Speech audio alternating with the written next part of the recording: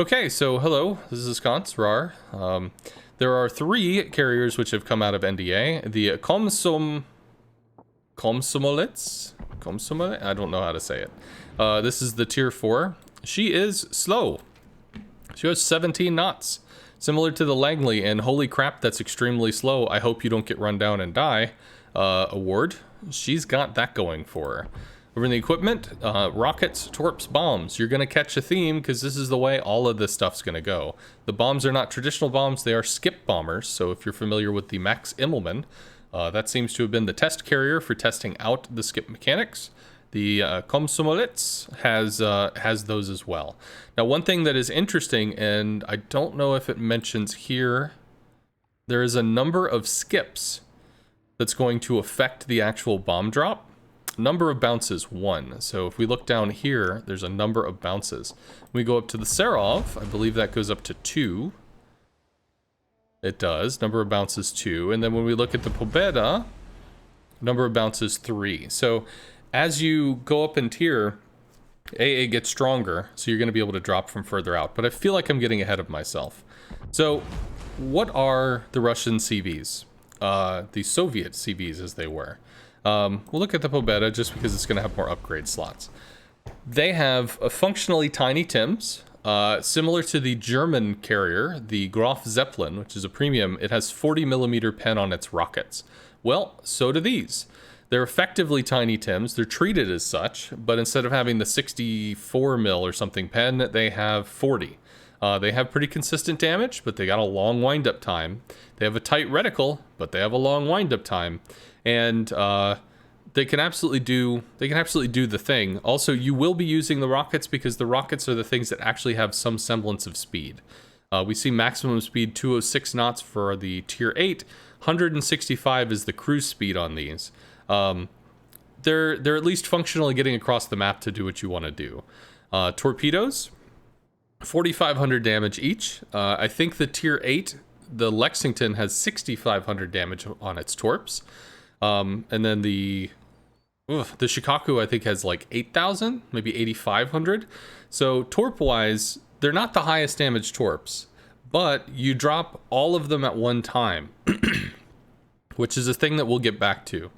Then we have skip bombers, which are going to kick out 8,700. They're going to have 3 bounces, and we're actually going to look at this in a training room so that we can kind of discuss what the mechanics look like and how they work. We're going to do this before we end up going into some kind of random battle or something to explore the mechanics there. So let's give ourselves some stuff to shoot at. I do tend to like to shoot at stuff because America, so we'll do some America stuff. Get some North Cals in there, we'll get some Baltimores in there, and we'll get some DDs as well. Come on. Destroyers. I guess Benson. Actually, Benson would probably be very hard to find. But we'll do the Benson, because that'll be, I guess, demonstrative of what it is.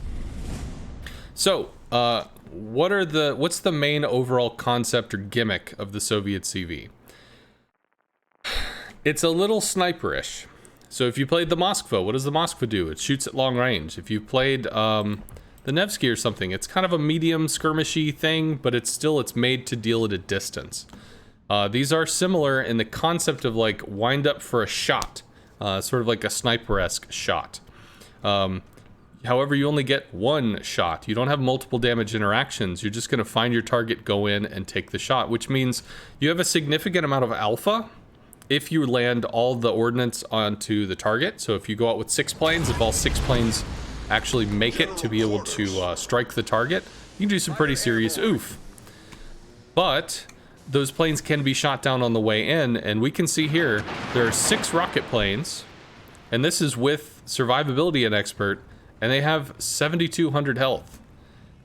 This is less health than 2 FDR planes. 6 rocket planes have less health than 2 FDR planes. Think about that. So we're going to start our attack run about 4.5 kilometers out.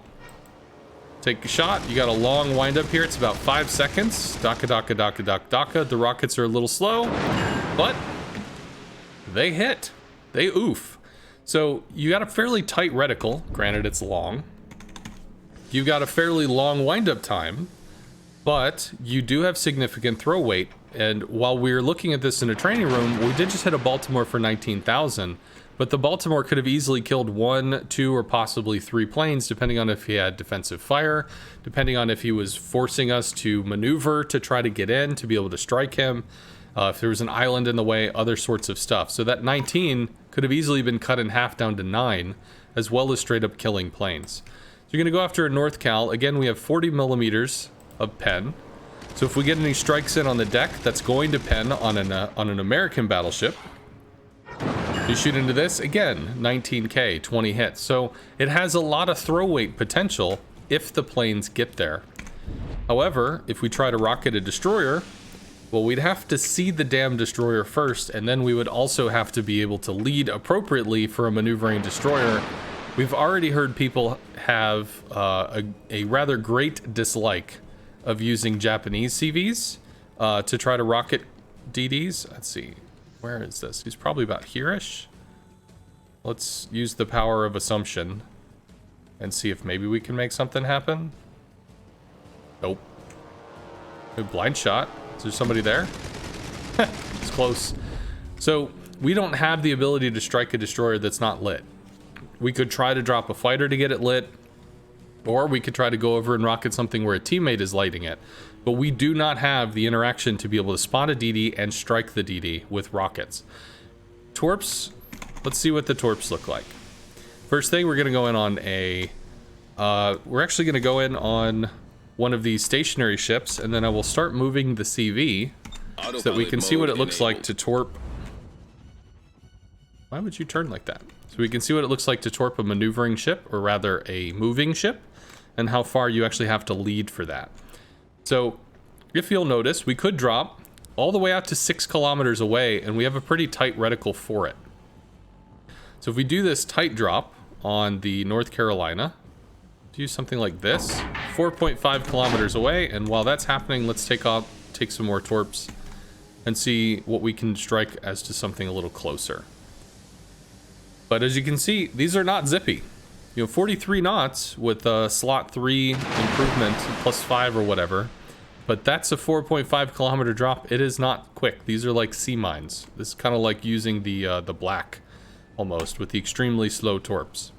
So we go in on the Baltimore. Again, we can see what it looks like to dial this in, and we can actually try something else with another drop, which is to fan the torpedoes.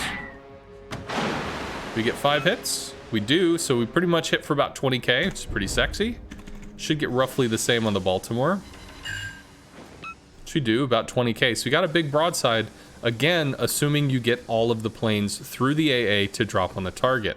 If we lose even one of those, that 20k becomes 16. If we lose another one, it goes down to 12. If we lose a third plane, it goes down to 8. So we're going to try and do a spread shot and see if maybe we can hit like a Benson or something.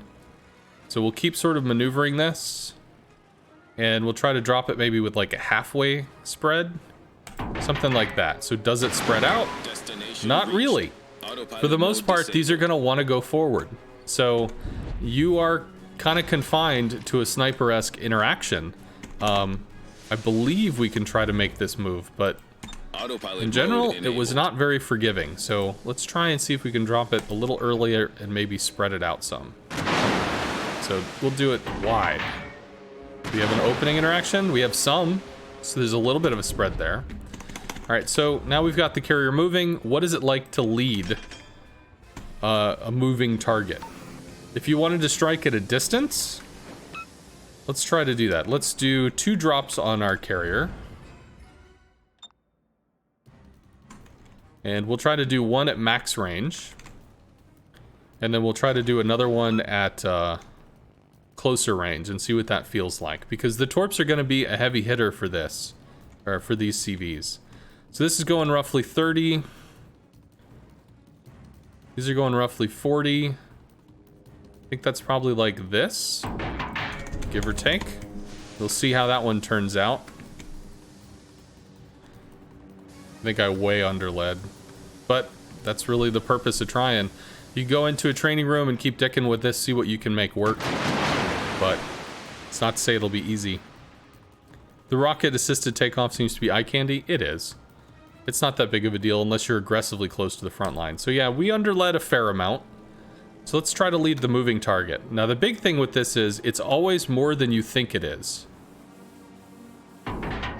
So 43 knot torps, but a significant time for the torps to drop and hit the water. And even then, I don't even know if we're gonna hit this. It's close? Okay, cool. So we actually got strikes on a carrier. Try to imagine this as a cruiser that's half as long and maneuvering. It's a significant difference. The trying to torp stuff, battleships, sure. Carriers, absolutely. But maneuvering smaller targets that are fairly fast, fairly obnoxious. Now, one thing to remember is with the rockets, the torps, and the bombs, all of these are broadside armaments. All of them are broadside armaments. So if you have to strike something that's bow in and you do not have a broadside shot, one of the best things you can do is try to use your torps, dial it all the way in, get as close as possible, and hope that the cluster is actually going to take a piece of it. So we'll get close, we'll drop, and we'll see how much of this we might get. What, 2, possibly 3, which is a significant hit, hopefully. All right, so we did about 6,000 damage, but as compared to the 20 that we could be threatening, 6,000 is pretty anemic, especially if we're going to lose the same amount of planes coming in from this angle as if we come in from another angle. So the damage trade is pretty rough.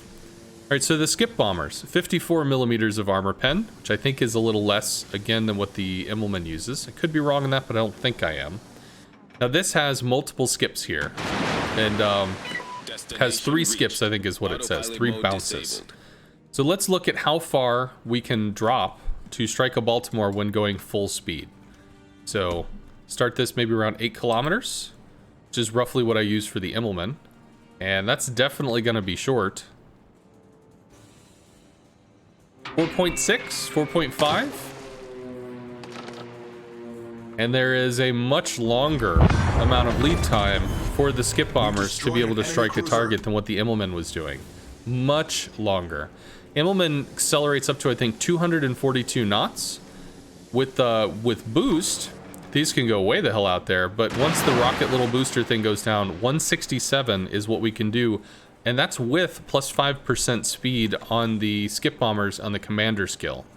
So at best, we can drop 4.5 kilometers out, but we're again going to have to lead at a significant distance. So we'll try to get the carrier moving, and we'll see what it's like to strike a maneuvering carrier at a long distance. So let's kind of move in here, get a little closer. See how this looks in a closer situation. Feels like the bomb height was not that awful. Gonna give the carrier a little time to accelerate. Let's see what the shortest, well actually let's see what the average strike is. So at full speed, all the way out there, 4.5 kilometers. What is average speed? Let's just go in on this. I mean, it doesn't matter, we're just testing. So average speed, meaning not sped up, not slowed down, is 3.8. And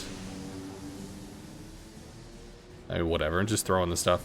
And going minimum speed, what is it? I guess we're not going to be able to do that because the rocket boost is there. Does it slow down? Minimum speed, full brake is 2.8 from target. It's a pretty wide range. It's a very wide range. So we're just going to leave this one going full. We'll eventually hit the wall. We're going to try to bomb our carrier at maximum range and see what that's like in terms of lead time.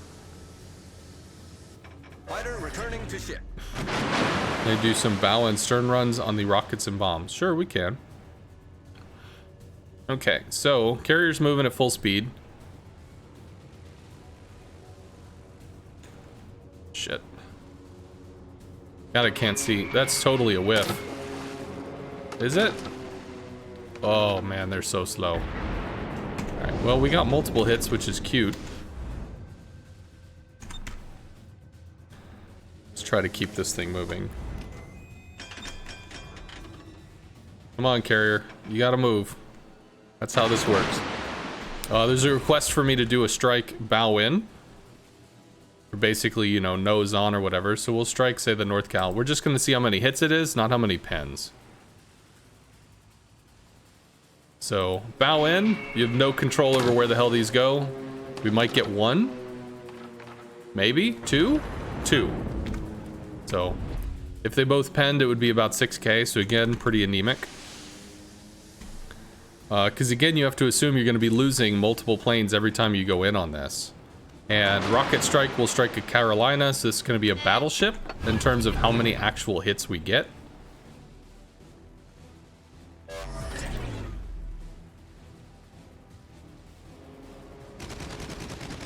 This is a fairly thin reticle, looks like maybe 6.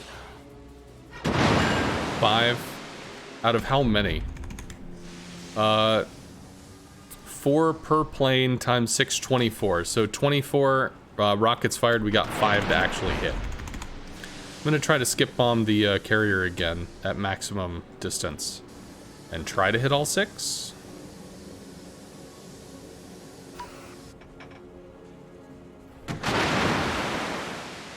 It sucks not having the information. It just feels different, but whatever. Okay. Probably dropping about there. There is also kind of like a shift to the camera. Put that a little behind. Maybe we're hitting the belt. Try that again. There's a transition period where the screen almost kind of blurs a little. Right about when it's about to frame in. Which I think is something I'm going to have to get used to because it does throw me off. We could also start the attack a little earlier. Might take additional skip bomb attacking time if that's an option. But I don't know if it is. Oh, that's too low. Yeah, it's a significant distance. I don't think we get hits. I think we just drop in the water. Yeah, none of those hits matter. Let's try this again without the suck. Try releasing at 2 bounce range. Well, what I'm doing is I'm trying to learn lead time. 2 bounce is going to be closer. There's less lead time. But the further out you drop, the less AA interaction you have, which means the less planes you lose.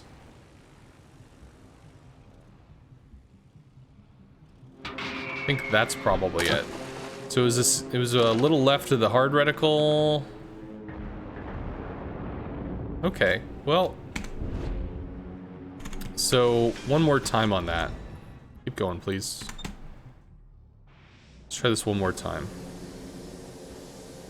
So at max range for a little over 30 knots, I think we were a little left of this line. Or maybe like that's the tip of the line would be a good strike. We'll do that maybe. Up the engine boost, we'll just do the thing. Shit. God, it's so weird to fucking see. Fuck! It's still low. Sorry, it's hard to see. So, it's gonna be something that we'll have to practice, we'll have to learn. But that's gonna be the thing. There's not really releasing with dispersion on this, there's not really releasing with dispersion on that. The rocket planes are actually quite maneuverable, which is nice. It's the less armored side of the ship too, whatever. Realistically, I should have the line behind the Pobeda. It's here, we'll do this, so people can actually see what it looks like to actually hit this thing. My vision has never been great as a person. I've gone through many iterations of glasses and eventually I had eye surgery. So seeing this shit where it's like 1 or 2 pixels off from each other, it's hard for me. So maybe if I had a big screen TV, it'd be different, but it's just not happening. So we'll drop at a closer line and we'll try to put the line behind the carrier so that we're skipping into the side of the hull.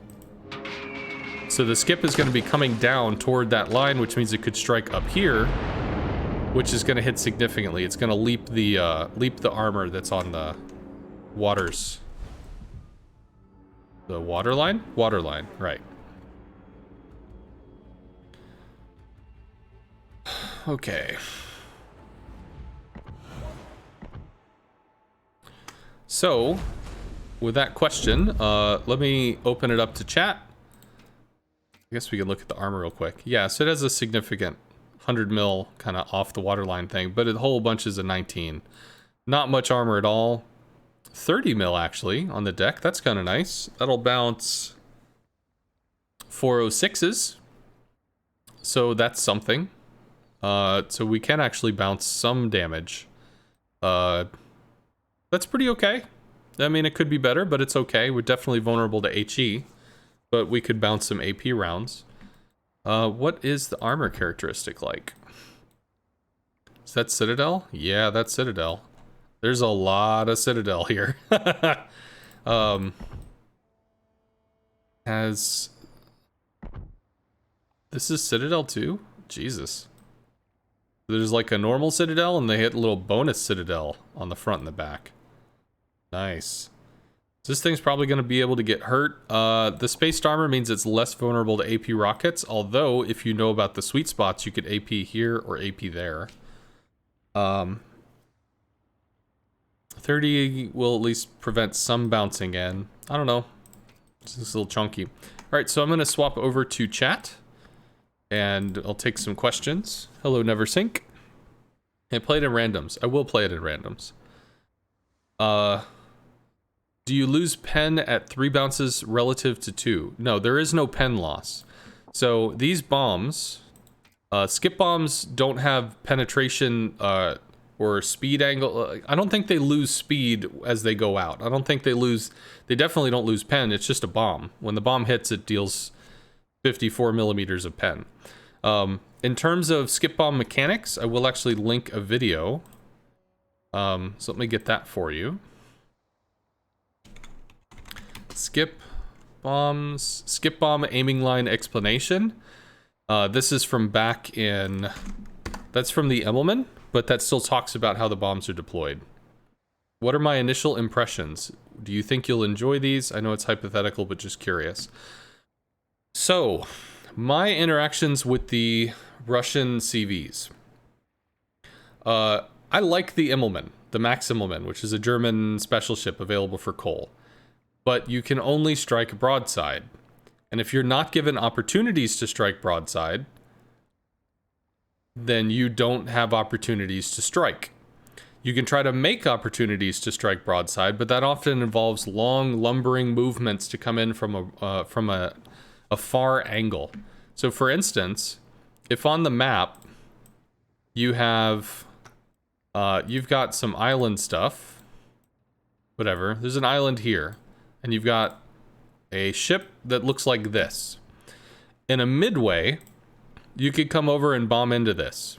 Or a Hakuryu, you could bomb into this. Or an Audacious, you could bomb into this. Or a German carrier, you could bomb into this. You don't have the luxury in a Russian carrier. In a Russian carrier, you're going to be flying all the way out here to cut in and do this. Well, what happens if there's an enemy ship here with an island? What happens if there's an enemy ship here with an island? How do you get in on this? You might be able to, for instance, cut between the islands, block some AA, get shot, then have to run out, then come back in to try to get in a sweeping hit to be able to broadside something. But the question is, how do you get through to get the angle? And you don't often have the ability to guarantee that you could do that. And a wise enemy player would know that's a crippling weakness to the Russian CV. I realize you could go to the left side in this example, but there could also be a ship over here. Like, you don't have control over this. You get what the enemy gives you, is what I'm trying to say. So if you have a way in, great. But if you don't have a way in, shit. And it can be really frustrating. Now with the Immelman, you're easily going 200 something knots. So you're pretty fast. You know, you can zoom around and do this thing, whatever. But the 240 knot skip bombers on the Immelman turn into 160 knot, 167 knot skip bombers on the Russian CV. So the amount of time that it takes to make this motion to come in and strike something from an off angle is significantly larger. It's almost a 50% increase just based on speed alone. So it's not that the CVs are bad, it's that there are multiple limitations. One, you will lose planes when coming in, which means you will reduce the amount of throw weight you have.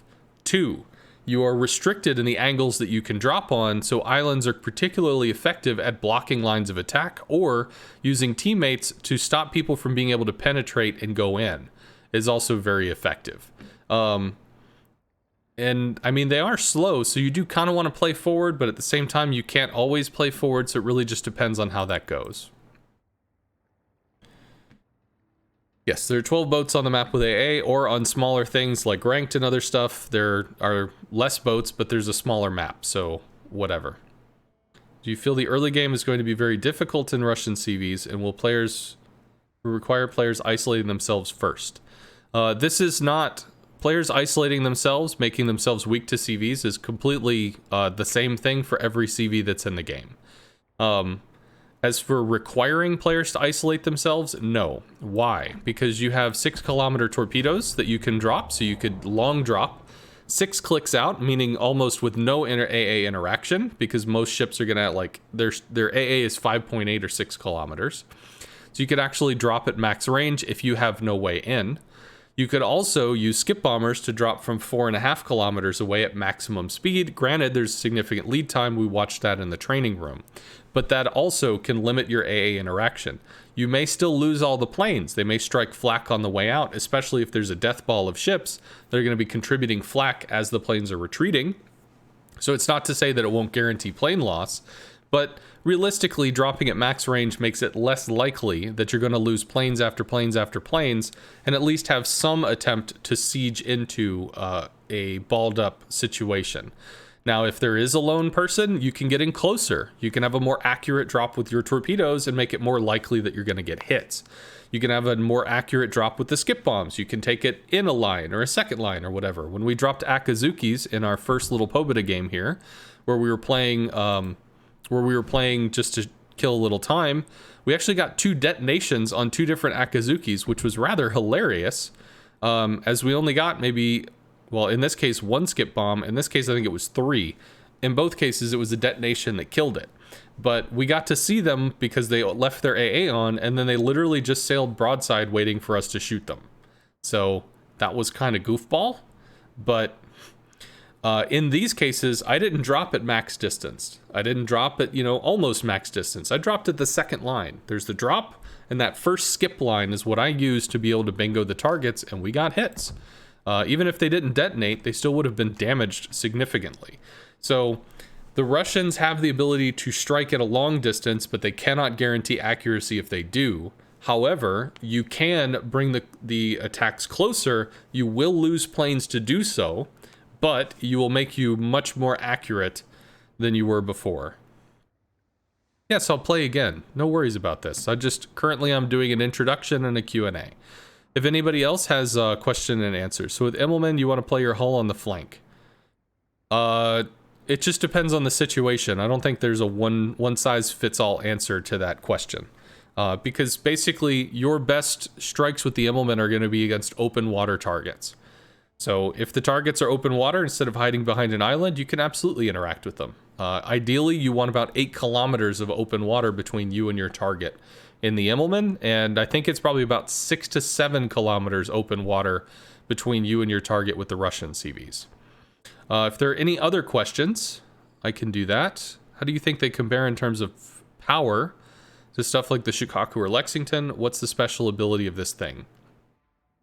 The special ability of this thing is that you have a massive throw weight. You have more throw weight than a Shikaku, more throw weight than a Lexington for a single strike. If your planes can get to the enemy CVs, you have better, you have a lot of CV damage potential. You have a lot of outside potential. So like if you think of a Shikaku striking into a death ball, you could drop at 6 kilometers with a Shikaku. Maybe it's 5, I think. But you only drop 2 torps. You drop 16,000 damage. However, with this, you're dropping 20,000 damage.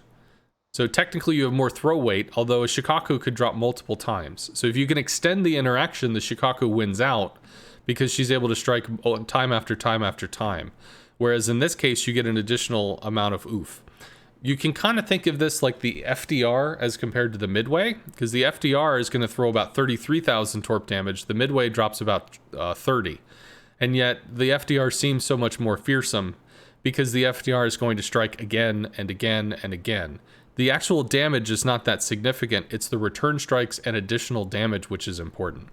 If you're able to position your Russian CV up close to the front, as I'm sure many damage farming carrier players will, pressure carriers, they'll sling off with the torpedo planes strike, sling off with more strike, sling off with more strike. And with the rocket boosters that are going to help with the tier 8 and tier 10, depending on how you're able to position your carrier, you may be able to cycle those strikes extremely quickly. But you're not going to have prolonged interactions, and you're not going to require prolonged interactions like you might in other CVs. Getting a single bomb strike on a midway, or with the midway into a battleship is nice. I mean, hey, it's damage. But realistically, if you're going to spend the time flying from point A to point B, you really want to do it twice. And your planes are built to do that. You want the multiple interactions. You want to be looking for the multiple interactions. This does not have that requirement. You only have to drop once. So as long as you can meet a minimum success condition, you're able to do the thing. You feel the early game it's going to be minuscule damage until late game with less AA on the map. I have to be honest, the less AA thing is really a meme. As far as the amount of AA that gets blown off of ships, it is rather small. The amount of damage you take in general stays roughly consistent from the early game to the late game. I don't think anybody, well, I can't imagine many people actually plan around, there's going to be less AA 5 minutes from now, so I'm really going to assert myself then. That's not to say people don't, but I've never known anyone in a high-end way to describe that as a legit tactic that they try to follow. So the less AA thing, I'm going to be honest, just doesn't matter. Do you believe they're going to be a higher skill floor CV compared to some others? After basic testing and implementation, I would assume these are going to be a more basic CV. That doesn't mean that they'll be easy to hit with, though. Some of the Soviet CVs are no longer under NDA. So, in general, it wouldn't be a bad line to start with. Kind of like an introductory line, like I would suggest the US line is an intro line. But, 5-second lead time on your rockets is pretty significant. That's not a joke. The amount of distance that the torpedoes have to travel is a significant amount of lead time. It's not a joke. And the skip bomber's kind of the same. So I don't know if I can recommend it for new players, but the concepts of the mechanics are very basic. Less ships equals less AA. Well, yes, this is an obviously true thing. It just, less ships equals less AA just means it's more likely that ships are isolated. Isolated ships are as weak in the early game as they are in the late game. If you're isolated, you know, you can be attacked. All right, so I don't think there are really any more questions. So I suppose we'll play a game. Would you like to play a game?